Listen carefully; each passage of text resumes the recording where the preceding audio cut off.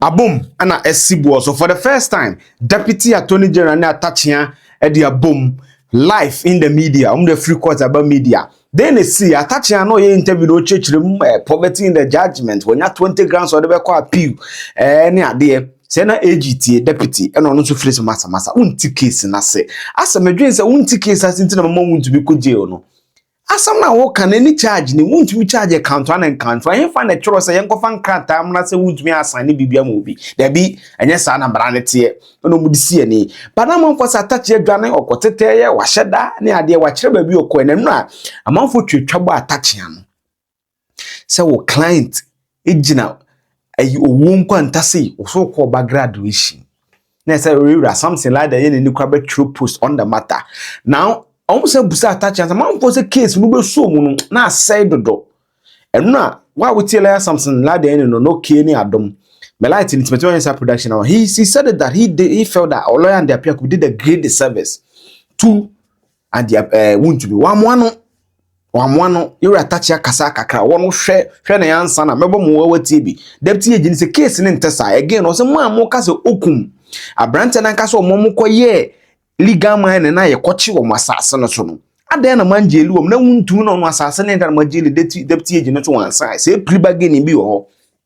Very, very interesting dynamics of course. So make sure to subscribe. Most subscriber no click the notification. The video be tomorrow. You will certainly have a comment. Feel free. Leave that comment in the comment section. We are make sure to Goldberry Construction Limited. Do that episodes in assassin kratasam the documentations related to your house and Goldberry. In the BDC age money at the amount. We are make sure to cobrin pomba. Our addiction related to trauma related to cobrin pomba or show maybe bia I kama at the amount. Now that is basically what happened. My intro madada. Enra, enfa na you Atta Akyea wo ground so be no mo de koya people. No something like the end so te ho. Maybe ni na maybe and the light in stable.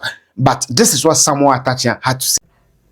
It's very unfortunate because of the hard fact that if I should let you know how personal it was for me to join my daughter who was graduating in the UK. I didn't see how I could have sent myself. But for good measure, there was a constitutional matter staring at the court in the face. And we wanted to move that motion, which I knew if the judge will respect the hierarchy of the court and even the law, that referral should have been made, which will mean that I needn't be around, when a judgment is being pronounced. So these were the facts. I had not left Ghana to sort of leave my client in that kind of predicament. So that is the first point. I left Ghana on good measure that indeed and in fact my daughter was graduating and I needed to be around. That's all the matter is. Okay, thanks for the clarification. Now, the minority MPP says the judgment is, quote, full of major defects. Specifically, do you agree with them, and which errors of law procedure will you be challenging in your appeal? Well, so far we've assembled no less than 20 grounds of appeal. The first one is the constitutional imperative that her ladyship was bound to, make a referral to the Supreme Court for the determination of critical issues, in terms of Article 130 and then Article 1911, then Section 14.1, 59, 99, 2B, and Section 3 of the Minerals and Mining Act, as amended by Act 9 and 5. Let me make it very clear. Even the very authority that she cited in the judgment is aware rival meanings are placed on the Constitution by the parties. Rival meanings. So we said the manner of the charges and the way it's been couched, sins against Article 1911, and therefore the Supreme Court should interpret it. The attorney general said no. That is to say, the Akunsa case that her ladyship cited has brought to the fore rival meanings. And then the judge graduated herself into the Supreme Court to make a determination of constitutional matters. For me, that is a very fundamental error which can quash the entire decision. Because the power to interpret the Constitution is not vested in the High Court judge. It's with the Supreme Court. And guess what she was saying? That look, this is a statutory construction which is at stake. It was nowhere near statutory construction. It was a constitutional interpretation as to whether or not where they formulated a so-called criminal offense and the penal consequences are not clear. While the Constitution is saying that you cannot commit somebody for an offense unless the crime is well defined and the penalty thereof is also clearly known under Article 1911. So this is what I believe is a very, very serious matter that the judge ignored. It seems to me that the judge was in an ambulance mood to convict the guy. I do not see how any high court judge will ignore serious and consequential constitutional interpretation and go ahead with the matter. What I even heard, which was very bad, that she refused to permit my lawyer who was in my absence to move the motion. So that if you have a closed mind, then it leaves much to be desired, because sometimes you have a closed mind. But if you permit the voice of another person to wade into your pigeonhole thinking, it could help you come to a better conclusion and a better understanding of the matter. So that's the first point. The second point, which I find very, very sad and unfortunate, and I don't want to discuss our appeal in the media space, but it will come out anyway. Can you imagine that the two critical witnesses who spoke against, Wontumi, were themselves culprits? Are you aware that these people were arrested, taken to court, and they were bailed by the same judge? And then the Attorney General cleverly converted them into prosecution witnesses. Do you know what it means? This is the insurance for their freedom. Can you come and testify against, Wontumi? And actually, they came and testified. And the authorities are clear that where people are involved in a crime and they are converted to, prosecution witnesses, then a court of law should treat their testimony with extreme caution because of the underlying issue of unreliability about their testimony. And I think we will have to look at this. Okay. Further, if you want me to go on, one more thing, which for me is a big surprise. The judge refused to consider all the exculpatory evidence that were consistent with the innocence of Wontumi. Let me just give you one. Do you know Wontumi is the individual who wrote to RESEC, Western Region, that a lot of Galamsey groups have invaded the concession? So that evidence was not challenged. That he himself is anti-Galamsey crusader, how does he become a victim? If you look at the issue of assignment of mineral rights, the absurdity is too pronounced. I don't want to go into all that. How did he assign it?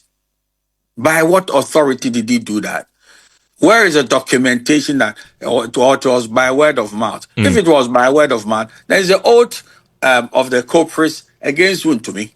And as to oath against who, authorities are clear that everything which is a doubt inures to the benefit of the accused person.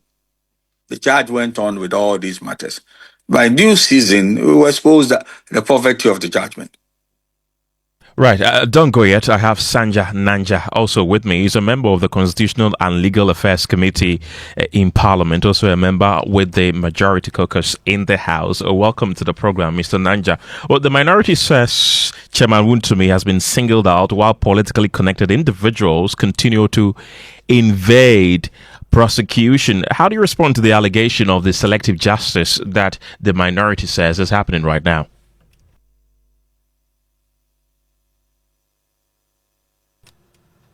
Hello, Mr. Nanja, do I have you?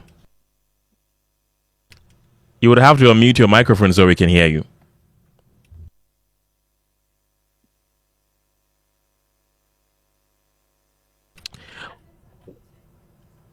We're still working the lines to get Sanja Nanja to respond to some of the allegations against the government by the minority through their press conference earlier today. Samuel Atta Akyea is still with me. He is the lead counsel for Chairman Wontumi there. Mr. Atta Akyea, a 20-year custodial sentence is one of the harshest in an illegal mining case. Is your concern with the conviction itself, the length of the sentence, or all of them? Both. My dear brother, there are principles governing the sentencing of a convicted individual. First of all, when the person is a first offender, there is the principle that leans favorably towards the individual. So if you said, okay, by operation of law, the minimum sentence is 15 years, and I'll settle with 15 years because this is the first time it's come against the forces of the law. People will understand. But you say that you want to make an example out of him. And I don't want to go political here, where we know an army of individuals who, with the greatest of respect, are doing Alamse and with cheeky ease. The government has not gone for them. That will lend credence to the fact that why is this guy the scapegoat in the realm? And why should he be visited with such a high sentence? So the sentence will also be part of the grounds of appeal that the sentence was harsh and unreasonable given the circumstances of the case. Let's talk about the appeal. How soon are you going to start the appeal process? And also, your party, the MPP, says that they are going to take over the appeal process. Does that mean that you are going to recuse yourself from the appeal process, or you're going to have a collaboration with your party, the MPP? First, I want to pick your thought on when the appeal will be filed. Well, very soon. You've just mentioned the collaborative effort, because there are good people in MPP who make up the legal committee. So we'll be cross-fertilizing, and then when it's due for us to file, we'll file it. But it will be something of very serious consequence. It's not going to be a very watery notice of appeal. So how soon is very? This week, by the end of this week, next week, by the end of this month? Well, I don't think it will exceed, next week. All factors being constant, it wouldn't exceed next week. We'll be able to formulate, serious grounds of appeal, which will be filed. And Okay. guess what is also a very serious dimension to this case. The same judge refused the application, the submission of no case made. If you remember that, there's what we call submission of no case at the end of the proceedings case, and that is also pending before the Court of Appeal. So therefore, if that is upheld, which we are going to really push hard, that means that the judgment is of no consequence.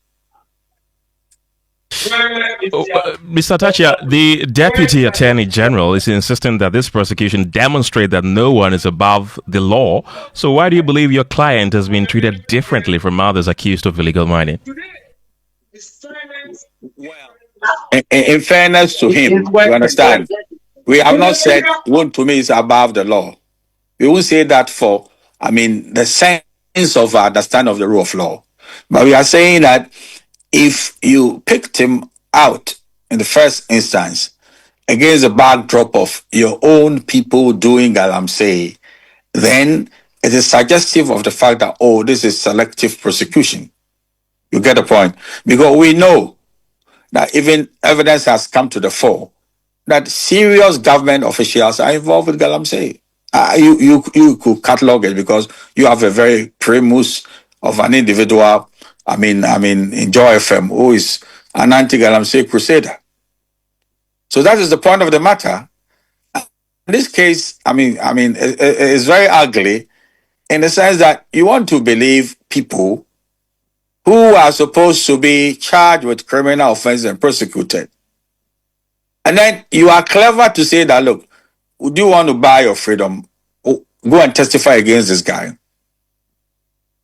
Is that how you want to go along with such a situation? And anybody who has been arrested and then brought before a court of competent jurisdiction for doing Galamsey and is admitted to bail will be very, very willing to do this kind of job. Yes. Sena deputy AG. The deputy AG no say there be case ntisa. Good evening. Please, can you hear me? I can hear you loud and clear. Yeah. I first of all need to correct some impressions that, my very good friend and senior has created. The first one was the last thing he said about assignment. It appears there is a misunderstanding of the charges that were brought against the accused persons from the perspective of my learned friend. And the charge did not say that there has been an assignment to anyone. If you read the particulars of offense, there's no mention of assignment there. The charge is simply that the accused person has allowed the PW1 to deal with the concession, without seeking the approval of the minister.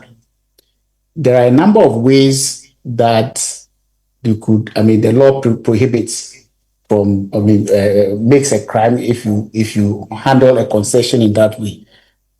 Assignment is one, mortgages is one, ordinary transfer is another. But beyond that, they said encumbrances. Encumbrances in law means that you have handled something in a manner which is inconsistent with the rights. And I think the judge did justice to that in explaining the particulars of offense. So there seems to be an obsession or fixation on assignment simply because the marginal note of the offense only reads assignment of mineral rights. But as every lawyer knows, the marginal note of a provision doesn't determine what the provision says when the body of the provision is clear. And it is clear that assignment is only one way of one prohibited way of dealing with a concession. There are other ways, prohibition, mortgages, transfers, and all. So I'm always surprised when this issue of assignment keeps coming up. In any case, the defense was based entirely on some understanding that the assignment must be in writing. But we know that even assuming that you are dealing with ordinary assignment of property, it is not always in writing. If assignment were only in writing, then all the assignment that have been done by our forefathers, our great-great-grandfathers on land and other resources would have been what? Invalid. In fact, the requirement of the law is that you should do so in writing, and the minister will give you the approval in writing. So if an accused person is telling you that he did not even put it into writing, that is the first breach of the law, because the law says do it in writing. So if you have done something in writing, if you have failed to do it in writing, is that not a breach of the law? These questions were put to the witnesses and accused persons themselves, that if the law says you should do it in writing, which all of us agree that it should be in writing, and you refuse to do it in writing, have you breached the law or not? If you check the record of proceedings, the witnesses were clear that they would rather answer and say that it means that you didn't assign it at all. That is what they keep saying. That so if we say don't drive without a license, okay, and you decide that you will drive without a license, and then you are caught, you say, show me that I have a license and I didn't use it, and that if you don't have the license, so if you look at it this way, there's some fundamental misunderstanding on the part of the defense counsel, and that is even obvious in this analysis that my learned friend told you this evening about assignment. Now, beside that, I am always interested in fair trial. Okay, fair trial is what we all aspire to achieve, and we all must insist on fair trial. But when you raise an issue before a court that you believe that there is a question for interpretation, which ought to be referred to the Supreme Court, the authorities are clear that the fact that one party to a case claims that there is a constitutional issue, does not mean that the judge should refer. I mean, since the days of McCancan and Attorney General, through to Senator Rawlings, through to J.Chi Kwasin and all that, the position of the law has been clear that when a party alleges that there is a constitutional issue and which ought to be referred to the Supreme Court, the trial judge ought to examine whether indeed there is a real or a genuine issue. What really happened, and I understand my learned friend was not in court, so he probably is depending on what he has been told by persons who were in court. But what the judge said was clear that he doesn't see any real or genuine issue on the interpretation that they are asking. He doesn't see that there's any doubts on the meaning of the act. And what was their ground? Their ground was simply that the offense was created in a different section, and the punishment for the offense was also in a different section. And because of that, then there's a doubt, or there's a vagueness. But as far as I understand vagueness of law, it is not that the offense is in one section and the punishment is in another. That is a normal way of legislation. You create an offense in one section and say that anybody who commits this offense will be punished. So that is exactly the structure for the law and in Act 703. The offenses are created, and then there's a catch-all section which says that anybody who breaches any of the obligations in the law is to be punished by these sentences. If you think that is vagueness, and the court said, as far as they are concerned, it's not vagueness, what you can do is to appeal against that decision, but not to say that whenever you, a party, tells a court that there is a constitutional issue, then the court is bound to accept and refer the matter. That would have been absurd, because that would have been a very absurd position of the law, so that anybody who goes to court, and if there's a process you don't agree, and then you say that they should stay the proceedings and refer the matter to the Supreme Court, then the judge is bound to refer. And then there's a third argument, claim that my learned friend also made, that they were his lawyers that he sent to the court were not allowed to move the motion. Probably my senior was not in court, so he probably didn't understand what happened. His juniors that he sent, or his colleague lawyers that he sent, said that their instruction was to take a date, to take an adjournment. That was their instruction. And when a lawyer comes to you to say that my instruction is this, that is what he's saying is that this is the only thing I'm asked to do. And once the adjournment the instruction to take adjournment was refused by the judge, and the judge gave detailed grounds for refusing the adjournment, because in the letter that was sent, the letter stated that because of prior engagements to the date, what this means is that counsel is telling the court that I have already had this arrangement before we agreed, before we took the dates, before the dates on which we have to be heard. So it will not be available. But you were the one who took the date. And that's what the court said. That it wasn't as if the court imposed the date on you. Oh, Jesus. Oh, Jesus. You were in court and you agreed to the date. So there cannot be a prior arrangement which will conflict with this. And personally, I believe that, this whole rigmarole, as my learned senior would say, on this case and the judgment and all, it is creating a certain impression, especially when you add the fact that just yesterday, the lawyer who handed over to lawyer Atta Akyea said that he has been instructed to continue the case, even after conviction. What does that tell you? So is it that the right to counsel mean that at any point in time, you can just, go back and do back and forth? But that is beside the point. All I'm saying is that we need to, as lawyers, read the judgment. We need to reflect over the judgment, and then we can properly, as it were, inform ourselves as to the grounds of appeal.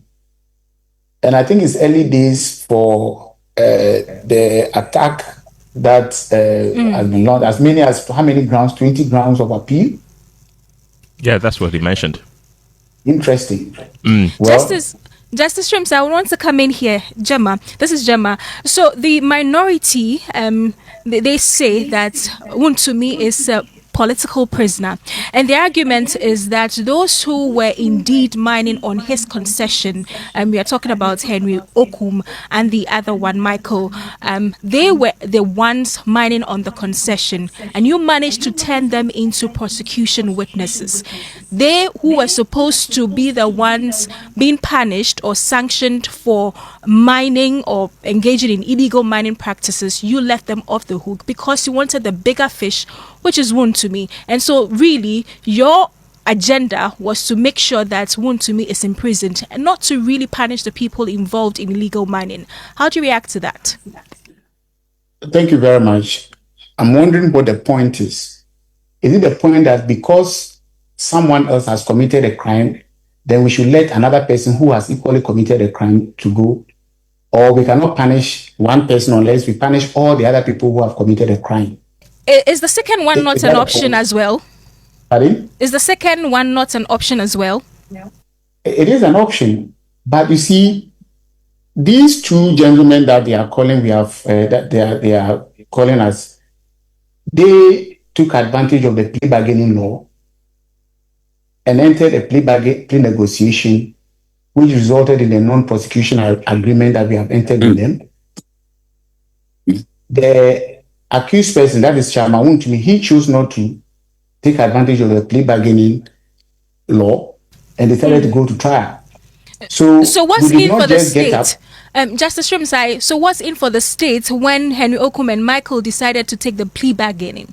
I think if you wait and listen to me more than you are asking questions, you understand what I'm trying to say. Please. What I'm saying is this. The two gentlemen entered into plea bargaining. And I believe you know what plea bargaining is, right? And when they entered to plea bargaining, a clause of the plea bargaining is for them to forfeit their excavators, the gold that was confiscated, and all other equipment. That is their consideration for the plea bargaining. So I think the public has been discussing this issue as if we just saw these two people and said, hey, come and testify for us and let's forgive you your sins. That was not what happened. They took advantage of the plea bargaining law. They bargained and forfeited their assets. A1 decided not to bargain. Pardon? Please go ahead. Yeah, A1, that is Wontumi, decided not to bargain to go to a trial. So, and if you see, that is why I say that we need to, as it were, read the judgment, because at the end of the judgment, the judge made orders of confiscation and all. So, and the judge stated in the judgment that we confiscated excavators, we confiscated gold, we confiscated other equipment. So, what did you think we did with those equipment? Those were the things that we used at the plea bargaining and entered a non-prosecution agreement as a result of the plea bargain for the two people. And as part of it, they were supposed to also be witnesses. And in any case, is it the case that unless you convict those guys, you cannot convict the Chairman Wontumi? Is that the argument?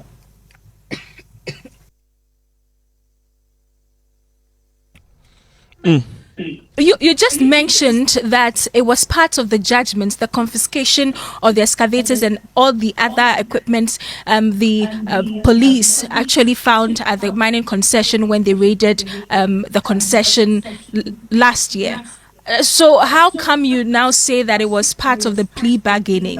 What before the court that these two individuals who were seen at the concession actually... Are you in any way suggesting that you cannot forfeit your assets as a part of plea bargaining, and that when you do so, a judge cannot also confiscate other assets in the case? So they were not the same assets you're talking about. The one for the plea bargaining and the one the judge ordered in the judgment yesterday. I am telling you that you raise issues of how come the two gentlemen were used as prosecution witnesses, right? And I told you that these two gentlemen entered a plea negotiation which resulted in the non-prosecution agreements, in respect of which they have forfeited their excavators and other equipment, and gold and all, money and all that. And I also told you that even at the end of the trial, if you read the judge made confiscation orders. What I'm trying to tell you is that, contrary to your initial opinion that there was some kind of unfair treatment of just allowing some criminals to go and convicting others, it is not that you are not creating the accurate picture. The accurate picture is that those people took advantage of plea bargaining, and as part of the plea bargaining, they are supposed to testify for the prosecution as well as forfeit their assets. Yes, and Joshua, someone that is coming from the school of thought that if indeed says that someone has given a concessions, there should be an assignment based on the Lands Act 1036. 26 or 30, I think 36. There must be an allocation. We all know that an allocation, there must be a paper trail. Then the deputy AG is also saying that 1992B, saying that come and purposely facilitated. Oko chire baby okoto afidi. And I chire no obi obenya fidi ato won ho. Ye call ya ye chire no asas. Not the same fidi ni bi na esa asas no. Nti 1992B no me adwemu de on lawyer lo me lawyer for. Me on lawyer vi ne say bedwen say sa na broadness no. Aha. And again, another something you're something like that in also raise of grounds that Atta Akyea can go to court on a constitutional matter. So you could cast a judge in the TN now when you know pre no EBJ Wontumi. So that must also be heard. Is indeed we want to seek the Supreme Court's interpretation. Is indeed that provisions 50 section 59 992B and 14(1). Is it broad? Is it over vague? Is it over broad? Is it vague? Is it inconsistent to the provincial constitution? Because under those laws, there are not specific penalties, and that goes against Article 1911. Amakama said to every punish and to every crime I charge, and the charge must be defined and must has a penalty ascribed to it. So that is also very interesting. And so now I think that it is clear that Wontumi will appeal the sentence. There's no ambiguity about that. When they do, certainly the Supreme Court or the Court of Appeal will speak, and when they speak, certainly I report it for. I think that is where the issue is now. When you listen to the argument of the two, it's about Wontumi explicitly in writing didn't give any allocation to Okum. Attorney General's point and the judge agreeing with that says that it shouldn't be an explicit document written and signed by Wontumi, but the actions of Wontumi that led to Ogun being on that land is where the issue is. So that is that. I'm a lawyer for my for them because I'm a lawyer, but that is my unlawyerly mind on the matter. I don't know what to make of it. And also the issue about him going to visit the daughter, I feel as all because no say yes now no be doing so motion. Now there's a catch or say case in baby adunu. That's a written statement, you know. Baby adunu the lawyer you. The only thing is maybe the mitigation. Say be a brand no sorry yana no come you to be so money 50 the minimum. Maybe a year as someone Atta Akyea. Maybe you could have done a better advocacy based on experience, longevity, being properly seized. Because a brand said son cannot a friend of the court. Or no what's in the baby now as some Wontumi ekono no sorry so kebia ba Wontumi. That's how my lawyer explained to me what they mean by the friend of the court. It's maybe an Atta Akyea to but Zoe Chian Cole say Atta Akyea a lawyer. So I think that maybe it's part of a legal strategy and maybe there's a genuine reason for it. But I don't have any issue someone attending the daughter's graduation. Really. I think that maybe he expected that the motion will be moved on Monday. But no one for support, man. To call her something like that in the near call. But Troy say, so we didn't ask him. Maybe a case in the Atta Akyea. I shouldn't mean but I think that maybe when it came to the advocacy to mitigate the sentence, maybe I wanna. But that's my view. What's your view? Share it in the comment section. We are no one subscriber, man. Most subscriber no click bell notification with the video. We are to be home. No, it's my show. Make sure also be sure you see the mammy me here, Ghana and Sweden. Bye bye.